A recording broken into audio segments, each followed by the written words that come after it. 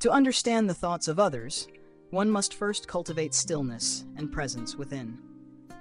In this gentle teaching, we turn to a story from long ago, where two brothers lived in a quiet village, one blind and the other a hard-working farmer. Troubled by animals destroying their crops, the younger brother asked his blind elder to help by sitting in the fields and calling out when he heard any disturbances. The blind brother agreed, and through his quiet presence, he protected their land. One day, a deer passed through the field, followed by a king in pursuit.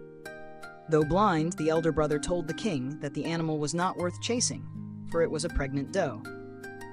The king, astonished, investigated and found the man's words to be true. Puzzled, the king asked how he could have known, and thus began a series of deeper questions about the queen's fidelity, about the king's own birth, and more. Each time, the blind brother responded with astonishing accuracy, revealing truths that even the king's closest confidants could not see. When asked how he knew so much, the blind man replied with humility, "Though I cannot see with my eyes, I have learned to read the language of the mind through actions, voice, and presence. A calm and focused mind can perceive what lies beneath the surface." He then shared 3 ways to understand what others are thinking. First, he spoke of the eyes, the silent messengers of the heart, how their movement, gaze, and subtle changes in expression can reveal joy, fear, truth, or deception.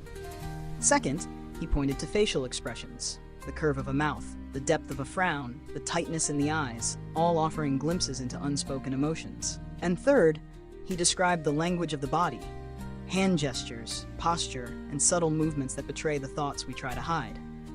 But before any of these methods can be useful, one must first bring their mind into the present. Only a calm, undistracted awareness can truly observe another. Just as the great masters of old could see into the hearts of others, it was not through magic, but through presence, patience, and compassion. As we close this Dharma reflection, may we remember that the truest understanding arises not from force, but from deep listening. With mindful attention, we too can begin to understand the quiet messages of those around us, and perhaps the silent truths within ourselves. Thank you for walking this journey with us. May your mind be calm, your heart open, and your presence a light to all who cross your path.